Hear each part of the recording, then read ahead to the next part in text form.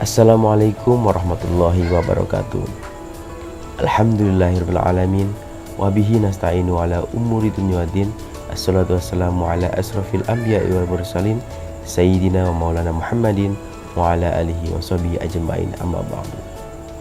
Perkenalkan, nama saya David Sudarsono.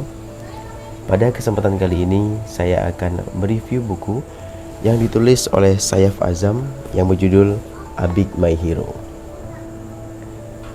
Belajar keteladanan dari Nabi Muhammad SAW dan para tokoh dunia lainnya adalah cara Azam untuk mengembangkan skill kepemimpinannya sejak dini.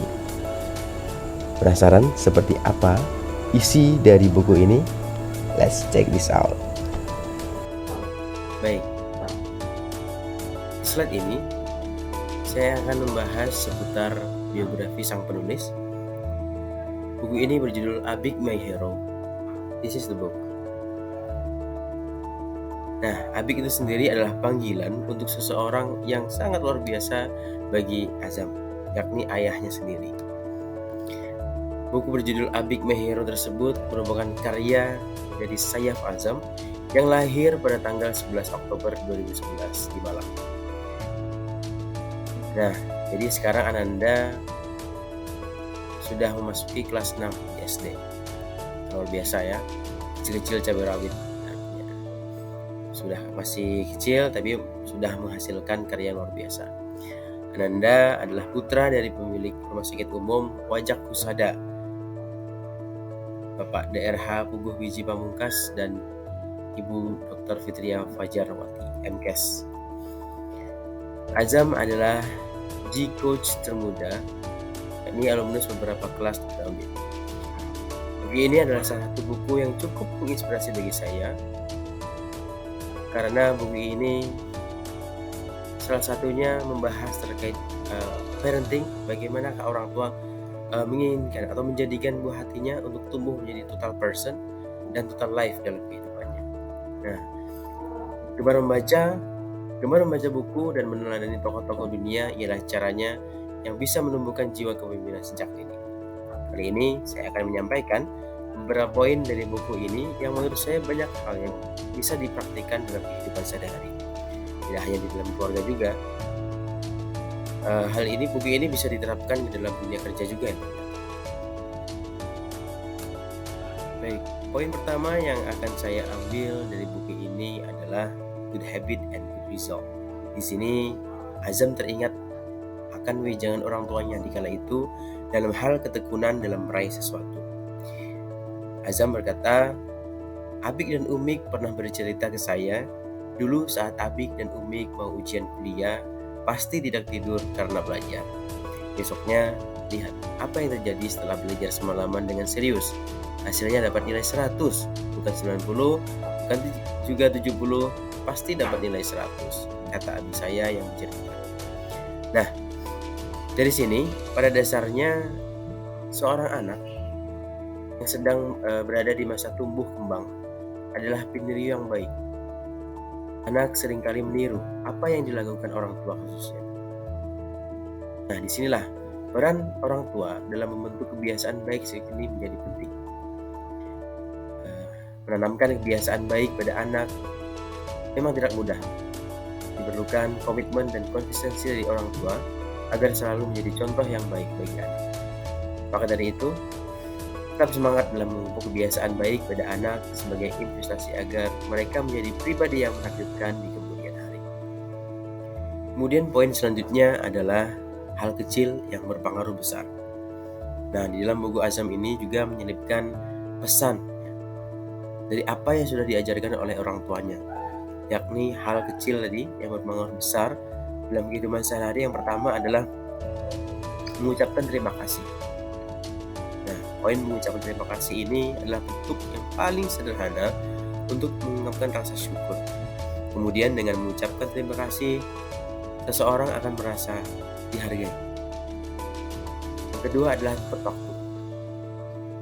Tepat waktu melatih diri untuk disiplin, kata Azam. Azam juga mengemukakan orang yang tepat waktu ialah orang yang dapat mendisiplinkan diri karena mempunyai komitmen yang kuat. Juga menunjukkan bahwa kita ialah orang yang berdedikasi dalam apapun yang dikerjakan.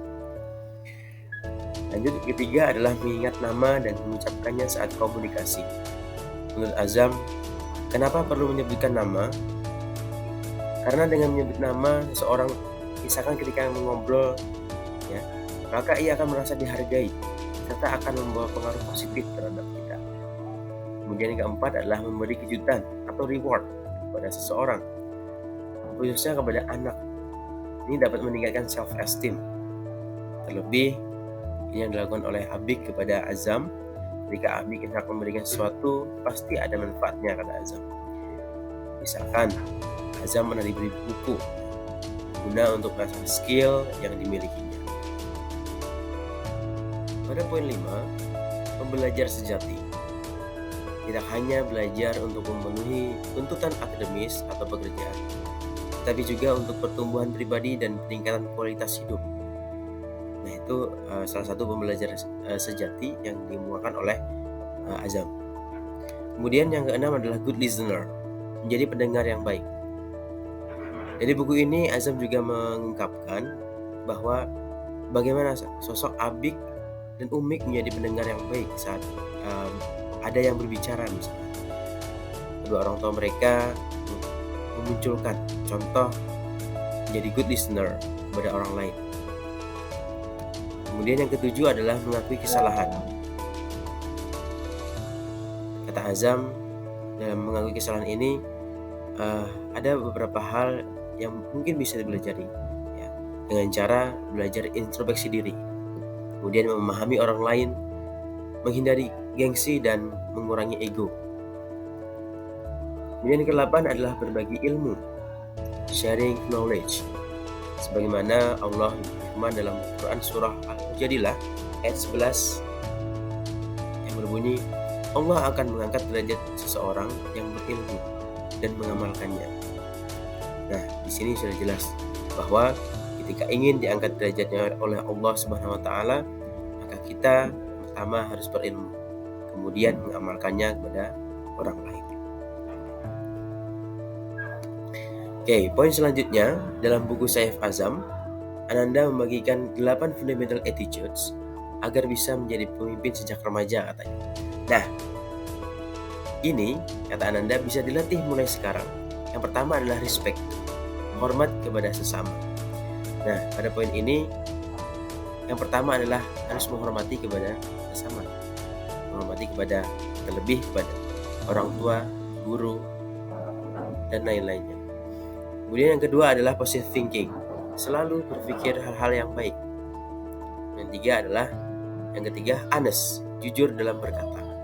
Yang keempat responsible, bertanggung jawab. Yang kelima adalah happiness, selalu berbahagia dalam situasi dan kondisi apapun. Yang keenam adalah disiplin, selalu tepat dalam mengerjakan sesuatu, disiplin dalam waktu, disiplin dalam tugas, dan lain-lain. Faithful, yang ketujuh, setia menekuni hal yang diampuni. Jadi ulet ujinya. Yang delapan adalah get result, mendapatkan hasil serta tidak mudah puas dengan apa yang didapatkan. Nah, jadi 8 fundamental itu menurut Saif Azam dapat diterapkan langsung berbagai kegiatan sehari-hari, bahkan dalam permainan anak yang sederhana. Nah, kemudian dalam aktualisasi 8 poin tadi, Saif Azam kemudian mengenalkan konsep yang bernama SMART. Apa itu SMART? Nah, SMART itu singkatan dari S. Pertama adalah spesifik. Spesifik adalah membuat tujuan detail yang jelas dan mendetail, sangat detail, ya, secara terperinci maksudnya. Kemudian MA atau measurable, membuat tolak ukur atas ketercapaian suatu hal, ya, atau ketercapaian tujuan. Kemudian selanjutnya adalah realistic, real, membuat goal atau setting yang wajar atau sesuai dengan kemampuan kita.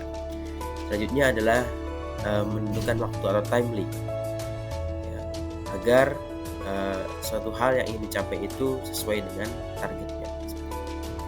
Nah, 8 fundamental attitude yang ditambah dengan konsep SMART tadi, kata Saif Azam, dapat menempa sejak dini para calon masa depan.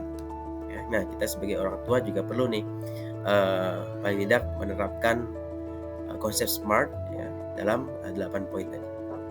Nah, dari poin ini dapat kita jadikan referensi juga sebagai wawasan untuk menyiapkan generasi muda, khususnya kepada anak-anak kita, agar siap siaga dalam menghadapi tantangan di era ke-21 ini.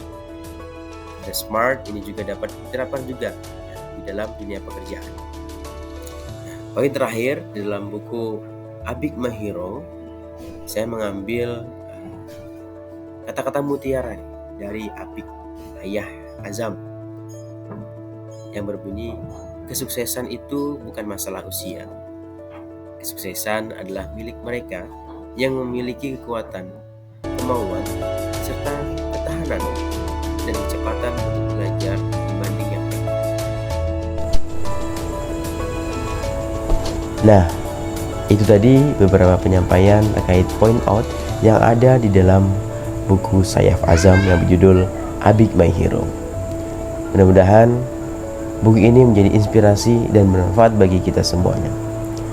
Dan juga semoga kita termasuk ke dalam orang-orang yang selalu semangat dalam hal kebaikan. Amin amin ya rabbal alamin. Assalamualaikum warahmatullahi wabarakatuh.